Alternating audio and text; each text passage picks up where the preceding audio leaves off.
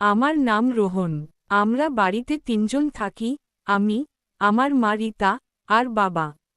মা খুব হাসিখুশি মানুষ, সবসময় গল্প করে আমাদের মন ভালো করে দেন।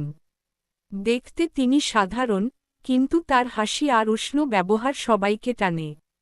আমাদের আরেকজন আত্মীয় আছেন, আমার কাকা সৌমেন। তিনি অন্য শহরে থাকেন, কিন্তু মাঝেমধ্যে আমাদের বাড়িতে আসেন।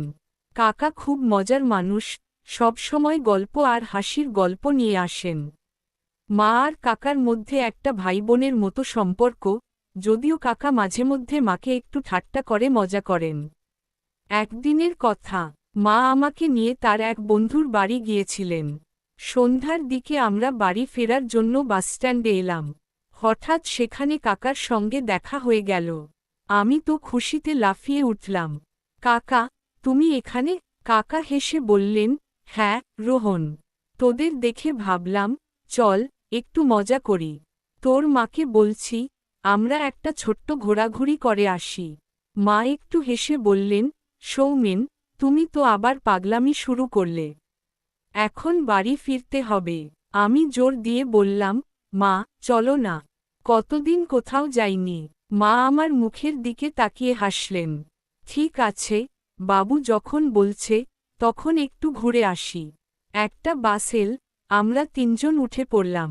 3 সিটের জায়গায় আমি জানালার ধারে, মা মাঝে, আর কাকা পাশে বসলেন। আমি বাইরের দৃশ্য দেখছিলাম। হঠাৎ শুনলাম মা আর কাকা ফিসফাস করে কথা বলছেন। কাকা বলছিলেন, রীতা, চল, একটা ছোট্ট জায়গায় থেমে একটু মজা করি। মা হেসে বললেন, তোমার মাথায় সবসময় পাগলামি। এমন সময় বাবার ফোন এল।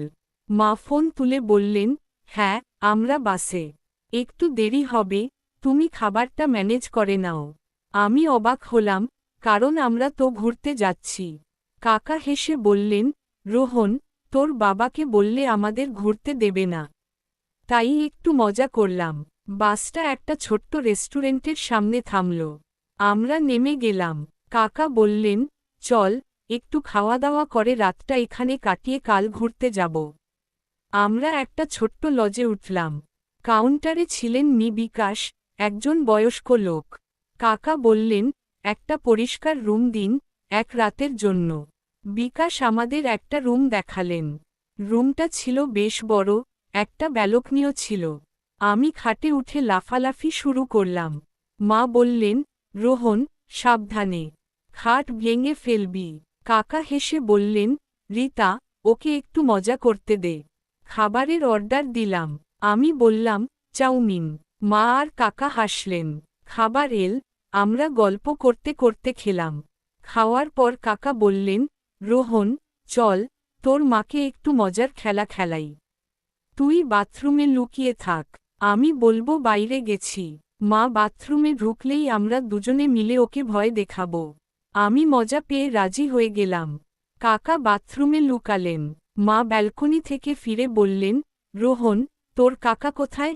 আমি বললাম, বাইরে গেছে, মা। তুমি হাত মুখ ধুয়ে নাও। মা বাথরুমে ঢুকলেন, কিন্তু দরজা বন্ধ হয়ে গেল। আমি অপেক্ষা করছিলাম, কিন্তু কিছুই হলো না। একটু পর মা হাসতে হাসতে বেরিয়ে এলেন। তোরা আমাকে ভয় দেখাতে গিয়েছিলি, না? আমি তো সব বুঝে গেছি। কাকাও হাসতে হাসতে বেরিয়ে এলেন। রীতা, তুমি তো আমাদের প্ল্যান নষ্ট করে দিলে। খাওয়া শেষে আমি টিভি দেখতে চাইলাম, কিন্তু মা বললেন, এখন ঘুমো, কাল সকালে আমরা ঘুরতে যাব। আমরা তিনজন শুয়ে পড়লাম। আমি মাঝে, মা একপাশে, আর কাকা অন্য পাশে। মা আমার মাথায় হাত বুলিয়ে ঘুম পাড়িয়ে দিলেন। সকালে ঘুম ভাঙল। দেখি মা আর কাকা ব্যালকনিতে দাঁড়িয়ে গল্প করছেন। আমি বললাম, মা, আজ কোথায় যাব?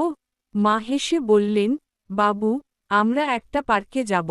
কিন্তু তুই বাবাকে বলিস না যে আমরা লজে থেকেছি, তাহলে আর ঘুরতে দেবে না।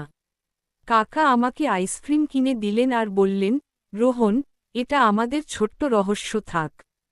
আমি হেসে রাজি হয়ে গেলাম।